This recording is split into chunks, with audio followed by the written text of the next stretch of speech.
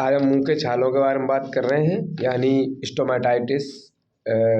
इसमें रोगी के मुख के अंदर जीभ और गालों की दीवारों पर छाले हो जाते हैं। छालों में दर्द होता है, खाने पीने में काफ़ी तकलीफ होने लगती है, तेज मिर्च मसालेदार पदार्थ खा ही नहीं पाते हैं।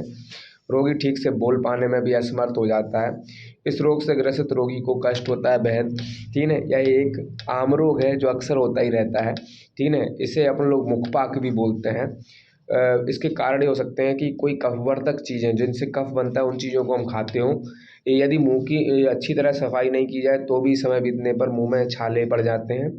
जो लोग पान, तम्बाकू और जितने भी जो मुख शुद्धि के जिससे मुंह में अच्छी खुशबू आए, जो लोग खाते हैं ये, तो उनके मुंह में भी छाले पड़ जाते हैं, ऐसा रहता है।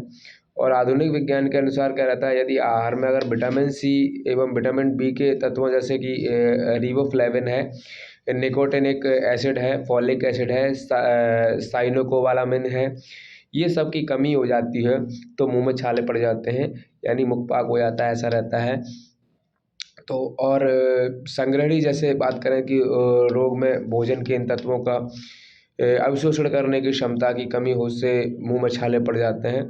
जो छोटे बच्चे चॉकलेट खाते हैं, च्युइंगम खाते हैं, बर्फ़ के गोले आदि अधिक मात्रा में खाते हैं, उनके मुंह में कभी कभी एलर्जी होने से भी छाले पड़ जाते हैं। यदि मुंह में किसी प्रकार का स्वाद महसूस नहीं होता है, तो मुंह फीका ना रहता हो, मुंह बार बार सूखता हो या उसमें कड़वाहट बनी रहती हो, तो समझ लेना चाहिए कि पेट की पाचन क्रिया खराब हो चुकी है। यदि पेट में गर्मी बढ़ जाती है तो अपच हो जाए अथवा उसमें पित्त एकत्रित हो जाए तो मुखपाक हो जाता है, यानी मुंह में छाले पड़ जाते हैं। तालू गलफड़ों तो मुखपाक हो जाता है, यानी मुंह में छाले पड़ जाते हैं। तालू गड़बड़ों जीभ होठों के अंदर यानी पूरे मुंह में जहाँ जहाँ भी म्यूकस मेम्ब्रेन होती है छाले हो जाते हैं वहाँ पर। मुंह लिसलिसा सा हो जाता है, उसमें जलन होने लगती है, मुंह में लालिमा लिए हुए छाले साफ दिखाई देते हैं। भोजन करते समय यदि आहार इन छालों से रगड़ खा जाता है तो जलन होने लग जाती है, ऐसा होता है। ठीक ना। तो गर्म आहार भी मुख में नहीं रखा जा सकता है।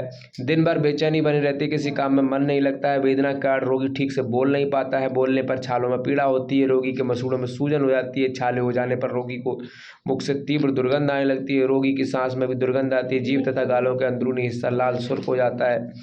कुछ रोगियों के तालू में भी सूजन आ जाती है, रोगी को कब्ज रहती है अथवा दस्त लगे रहते हैं, मल भी कठोर रहता है, रोगी बार बार थूकता रहता है, ये सब स्थितियाँ होती हैं।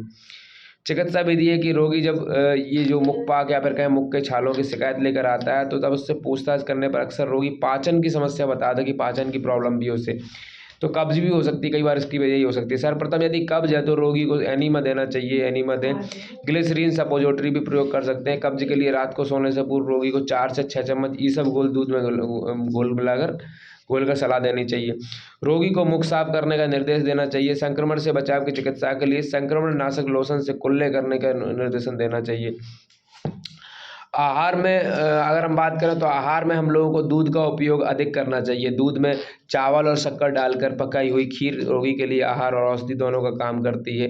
इसके लिए क्या कर सकते हैं, गाय या बकरी का दूध बहुत अच्छा रहता है। डेयरी का दूध, आइसक्रीम का सेवन भी किया जा सकता है। वैसे आइसक्रीम मुंह में शीतलता, ठंडापन प्रदान करती है। यदि छोटे बच्चों को मुंह आ गया हो तो मुंह आ गया है तो सीधे बकरी के थन से दूध की धार बच्चे के मुंह पर छोड़ने से आराम मिलता है, ऐसा पाया गया है। प्यास लगने पर ताज़ा और फीकी छाछ पीनी चाहिए। इसमें जीरा और नमक भी डाला जा सकता है, इतना हम लोगों को ध्यान रखना चाहिए। रोगी को पर्याप्त विटामिन तथा मिनरल्स का प्रयोग करना चाहिए, जितना मिल सके उससे सही रहता है।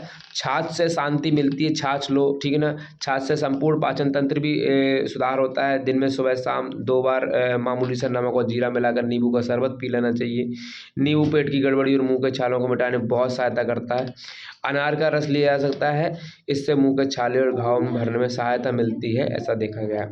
बाकी टैबलेट भी आते हैं, मैनोल आती है अपनी जो टैबलेट है, मैनोल है, हर्बोलेक्स आती है, रेगुलेक्स आती है, आदि बहुत सारी टैबलेट्स हैं। छालों पर ग्लिसरीन या फिर बोरोग्लिसरीन लगाने से भी लाभ मिल जाता है, जो ग्लिसरीन आती है। शहद होता है, शहद मुंह पे लगाओ तो उससे भी लाभ मिलता है। पानी में शहद मिलाकर कुल्ला करने से भी थोड़ा सा लाभ मिल जाता है, यानी शहद से ही फ़ायदा होता है। नीम के पानी में शहद मिलाकर गरारे करने से लाभ होता है, और शहद और दही मिलाकर चटाने से ही फ़ायदा होता है। कच्चा दूध ले लो, नहीं तो कच्चा दूध में शहद मिलाकर गरारे करने से भी लाभ होता है। मतलब मैंने इतना सारा बताया कि आपको चाहे ग्लिसरीन लगा लो, चाहे बोरोग्लिसरीन लगा लो, या फिर शहद मुख पर लगा लो, उससे लाभ होता है। पानी में शहद मिलाकर कुल्ला करने से लाभ होता है। नीम के पानी में शहद मिला लो, दही में शहद मिला लो, या फिर कच्चे दूध में शहद मिला लो, तो इससे लाभ होता है। विटामिन बी कॉम्प्लेक्स तथा विटामिन सी का भी प्रयोग करना हितकर रहता है। गुडमेंस कंपनी का गुडमेंस मुंह के छालों की दवा मुंह के हर प्रकार के छालों की उत्कृष्ट औषधि है। ध्यान रखें, गुडमेंस कंपनी का आता है, गुडमेंस मुंह के छालों की दवा है। इस औषधि में दिन में 2 बार जीभ पर लगाकर लार टपकाना चाहिए। साथ ही चरक कंपनी की आती है मैनहोल, 2-2 टिकिया करके दिन में 2 बार देनी चाहिए। यदि रोगी की कब्ज की शिकायत रहती हो तो हर्बोलैक्स आती है हिमालय की, 3-3 टिकिया रात को सोते समय देनी चाहिए, इससे भी फायदा मिलता है। इसके बाद हम लोग बात करेंगे इंटेस्टिनल कॉलिक यानी आंत्रशूल, उदर शूल या फिर शूल या पेट में दर्द के बारे में करेंगे बात इसके बाद वीडियो में।